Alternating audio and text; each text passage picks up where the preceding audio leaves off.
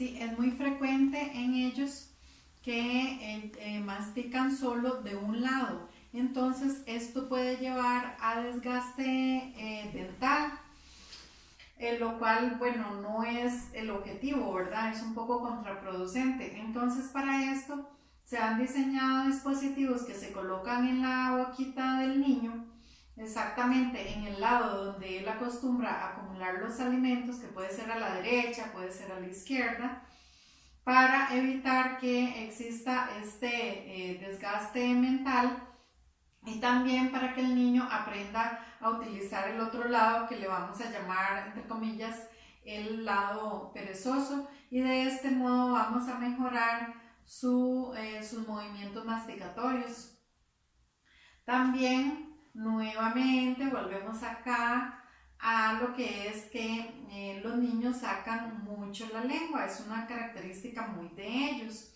Entonces esto puede aumentar la tendencia también a expulsar los alimentos, no solo que sacan la lengüita, sino que como que botan los alimentos en el momento de sacar la lengua. Entonces esto puede desencadenar un momento de tensión entre la madre y el niño.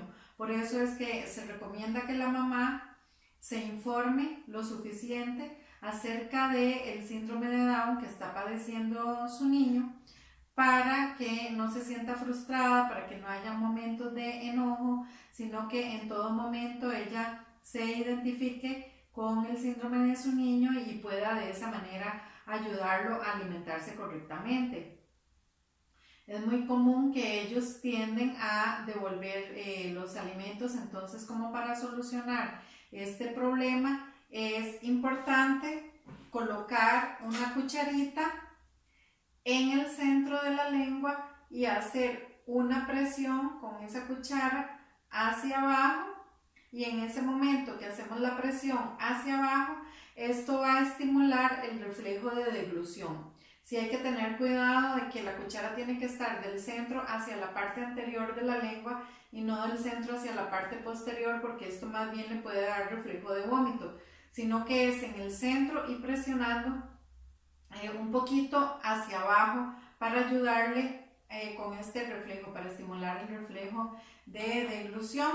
Es muy importante también no utilizar cucharas desechables, como ya lo habíamos visto también en el tema de parálisis cerebral, porque ellos también tienen movimientos un poco bruscos y también podría provocar algún accidente si quiebran la cuchara y se la tragan. Entonces siempre lo que debemos recomendar a las madres es utilizar cucharas de acero inoxidable. También es importante permitirle al niño que él sea el que vacíe la cuchara y no que la madre trate de vaciar la cuchara apoyándose en el labio superior del niño, porque esto es como una manera de apresurarlo. Entonces el niño le puede generar estrés. Entonces vamos a permitir que él sea el que vacíe la cuchara cada vez que le damos un bocado. También tenemos que tomar en cuenta lo que es el tamaño y la forma de los alimentos. Recordemos que por el retraso que tiene el niño va a tener también un poco de dificultad en el dominio de ciertas habilidades motrices. Entonces le puede costar mucho tragar ciertos alimentos, e incluso se tiene que tener cuidado con estos alimentos por mucho tiempo, no solamente durante la lactación, sino que podríamos esperar hasta 5 o hasta incluso 6 años hasta que la mamá esté muy segura de que ya el niño ha desarrollado diferentes destrezas para masticar y tragar. De lo contrario, no debemos darle ciertos alimentos. ¿Cuáles alimentos son los que debemos evitar? Principalmente son alimentos pequeñitos, como son las nueces, las semillas, las pasas, por ejemplo, el mamón, ¿verdad? Los mamones, también caramelos macizos como los Halls. También pueden ser nachitos o todo tipo de snacks que vengan en bolsitas.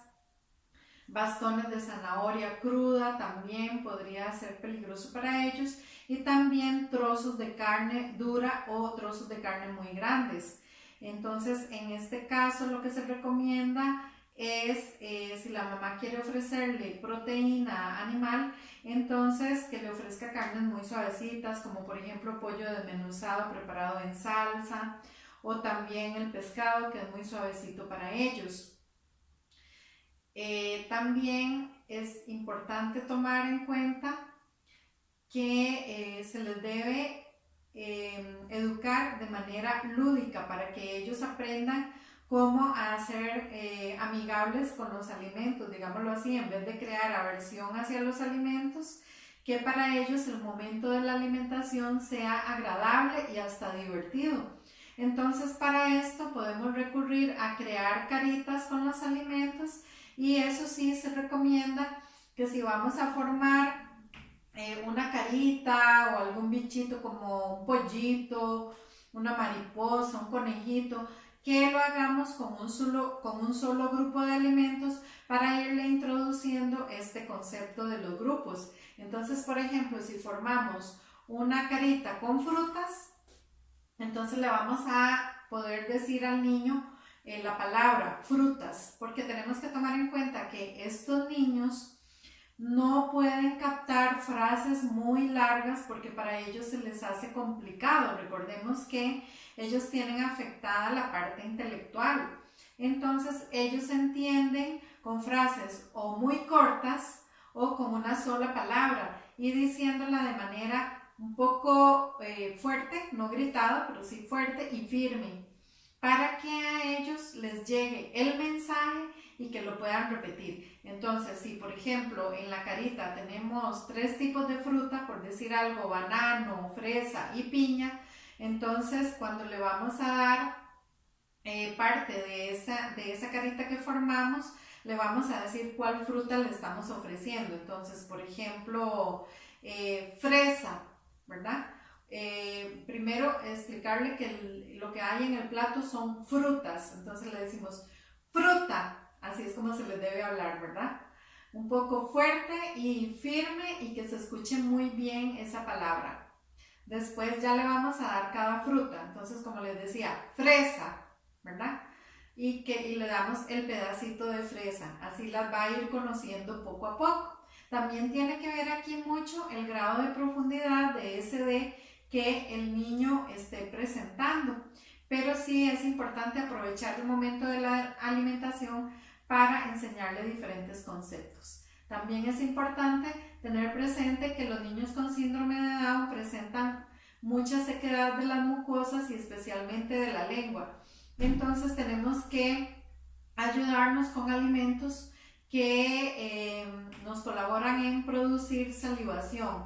Dentro de estos tenemos las gomitas, tenemos lo que son el helado, batidos, miel de abeja, atoles, pudines de frutas y quesos frescos. En lo que son las gomitas hay que tener cuidado porque hay gomitas muy duras y pequeñas, entonces más bien podría producirles un ahogamiento. Yo preferiría en este caso cambiar las frutas por marmelos, que son suavecitos y que también ayudan a producir salivación y por lo tanto a contrarrestar esa sequedad de las mucosas.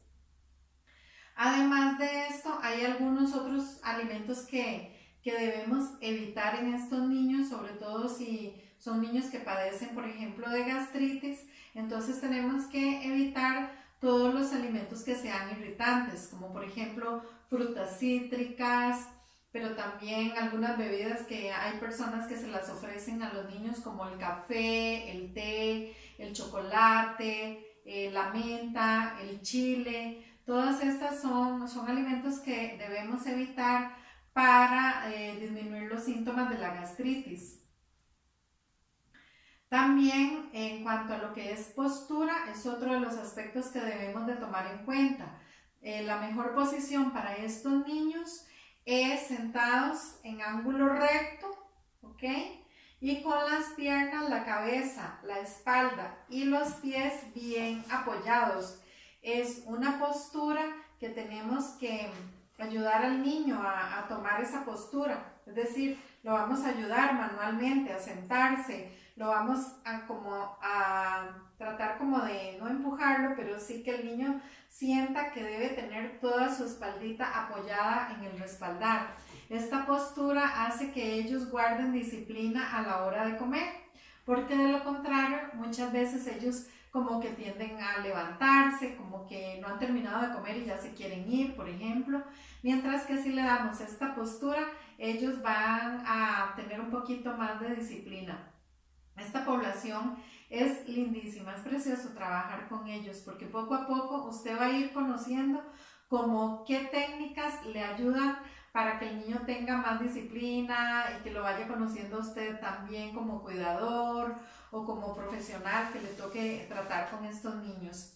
Estos niños son también personas muy cariñosas, con ellos aprendemos un montón, son muy apegados también, y si lo sabemos tratar, vamos a poder enseñarle muchísimos conceptos, pero poco a poco y sabiendo aplicar bien el lenguaje y no utilizando, como les decía anteriormente, frases muy largas porque para ellos son muy complicadas. Tenemos que tomar en cuenta que el síndrome de Down tiene varias otras patologías que son anexas al síndrome de Down y que en ellos pueden presentarse o todas ellas o presentarse solo una o dos de estas enfermedades y que suelen no necesariamente presentarse desde la niñez, sino que podrían aparecer en la etapa de la adolescencia o incluso en la etapa adulta. Dentro de estas enfermedades anexas al síndrome de Down, las más comunes son, como ya mencionamos, la sequedad de las mucosas, también está el hipotiroidismo, el estreñimiento, la gastritis, afectaciones cardíacas también, y el sobrepeso y la obesidad si ese sobrepeso no se controla a tiempo. En cuanto a lo que es el hipotiroidismo, tenemos que tener presente que siempre produce obesidad, entonces por ahí podría venir ese estado nutricional del niño. Entonces tenemos que aplicarle todas las dietoterapias que se adecúan a la enfermedad anexa que esté presentando el niño. Por ejemplo, si es estreñimiento, que es muy común en ellos, entonces vamos a dar todas las recomendaciones del caso para estreñimiento, toda la lista de alimentos que recomendamos en el caso de estreñimiento, como alimentos altos en fibra, pero que los acompañen de mucha agua. Lo mismo para la gastritis, que ya vimos que tenemos que eliminar todos los alimentos que sean irritantes. En fin, para cada una de estas patologías, aplicar la dietoterapia específica. No solamente vamos a dar el manejo nutricional para el síndrome de Down con todos los detalles que hemos visto hasta el momento, sino que además tenemos que aplicar la dietoterapia para las enfermedades anexas dependiendo de cuál esté presentando cada niño. Recordemos que esto es individualizado. Ya cuando el niño con SD llega a la etapa de la adolescencia, pues acá se van a dar todos los cambios hormonales que suceden en esta etapa, sin importar si es un niño con SD o sin SD, siempre se van a dar cambios hormonales, nada más teniendo presente que la pubertad en ellos es un poco más antes que en los niños que no presentan SD, como lo vimos al inicio, que esa edad es más temprana, en las mujeres 9 años, en los hombres a los 11. Es importante también asegurarse que estén recibiendo todos los nutrientes necesarios para que haya un adecuado crecimiento y desarrollo durante la etapa de la adolescencia. No olvidemos que esta es una etapa de rápido crecimiento y desarrollo. Dentro de los nutrientes que ellos deben estar recibiendo, tenemos principalmente lo que es el calcio, junto con la vitamina D. Aquí no aparece en esta lámina, pero deben de consumirse siempre juntos. Recordemos que entre ellos son coadyuvantes para mejorar lo que es la densidad ósea. También es muy importante el hierro, porque recordemos que es parte de la hemoglobina, entonces para que tengan un buen nivel de hemoglobina es importante siempre el hierro, el zinc para un adecuado crecimiento y mantenimiento adecuado de ciertos tejidos como son el cabello, el brillo en los ojos, las uñas, en fin, ¿verdad? La vitamina C es sumamente importante porque es un antioxidante que fortalece el sistema inmunológico y que por lo tanto va a evitar que desarrollen muchas enfermedades. La vitamina B12 que evita, por ejemplo, un tipo de anemia muy severo que es la anemia megaloblástica, y la vitamina D que colabora en el proceso de crecimiento y desarrollo de los niños. Es muy importante la vigilancia, ya que al haber tanto acomodo fisiológico puede provocar desórdenes que afectan enfermedades adyacentes, y es en ese momento que pueden aparecer las diferentes enfermedades, y por lo tanto tenemos que vigilarlos muy de cerca para ver si aparecen. Por ejemplo, si no tenía hipotiroidismo, podría aparecer en esta etapa, o niños que podrían empezar a presentar diabetes en esa etapa también. Entonces tenemos que vigilarlo muy cerca. Recordemos que podrían afectarse, por ejemplo, los niveles de glucosa, los niveles de lípidos sanguíneos, así como su estado nutricional, como ya lo hemos mencionado, que puede parecer el sobrepeso o la obesidad. Además, bueno, ya lo habíamos dicho, ¿verdad? Que se deben tener en cuenta todas las recomendaciones para las diferentes patologías, es decir, aplicar las diferentes dietoterapias. Son niños o adolescentes que se deben tratar de manera integral. Es importante también en cuanto a lo que es la rigidez de la dieta para ayudarlos a mantener equilibrio en los niveles sanguíneos. También acá la conocida técnica de disminuir el volumen y aumentar la frecuencia de los tiempos de comida es muy útil en esta etapa de la adolescencia, puesto que muchas veces ellos como que van a rechazar comer muchos alimentos, prefieren comer poquito, pero entonces le vamos a aumentar los diferentes tiempos de comida. Eso porque ellos están en una etapa en que les encanta socializar y no se van a sentar a comer un plato grande de comida, además de que le vamos a ayudar más fraccionando y aumentando los tiempos de comida para mantener ese metabolismo acelerado y ayudarle también con lo que es el hipotiroidismo, que tiende a disminuir el metabolismo. También es importante educarlos con respecto a lo que son alimentos recomendados y no recomendados, y ya en la etapa adolescente puede funcionar más lo que es ya no caritas, porque es como para niños, sino más bien, por ejemplo, enseñarle modelos de alimentos, permitirle que los tengan en su mano, repetirle también el nombre, por ejemplo, brócoli, ¿ok?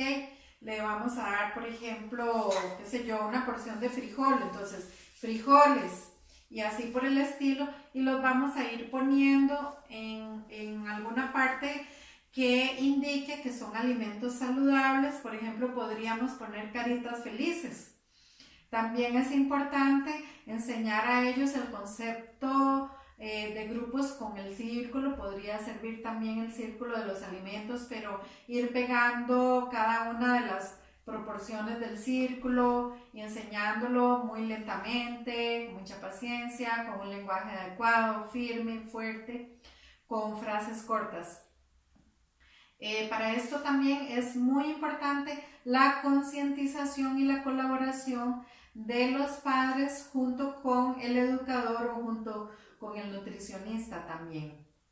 En esta etapa es sumamente importante que ellos realicen ejercicio o algún tipo de deporte, entonces que la madre o la persona encargada los lleve, que los acompañe a realizar el ejercicio, puesto que el ejercicio los va a beneficiar, va a tener una influencia positiva en lo que es el apetito, en lo que es el sobrepeso, va a ayudar a mantener un peso adecuado, va a tener una influencia positiva en el perfil lipídico, en la tolerancia a los carbohidratos, en lo que son los diferentes tejidos, por ejemplo, el porcentaje de masa muscular. Vamos a ayudarle a distribuir adecuadamente el porcentaje de grasa, el porcentaje de músculo, el porcentaje de agua. Vamos a ayudarle con lo que es la densidad ósea, porque recordemos que el ejercicio ayuda a mantener una adecuada densidad ósea. Le puede ayudar también a mantener lubricadas las articulaciones, le puede ayudar en dar un efecto positivo en lo que es la ansiedad, disminuyendo la ansiedad. También estos niños tienden a padecer, algunos, no todos, tienden a padecer insomnio, y el ejercicio puede ayudarles a tener un mejor sueño.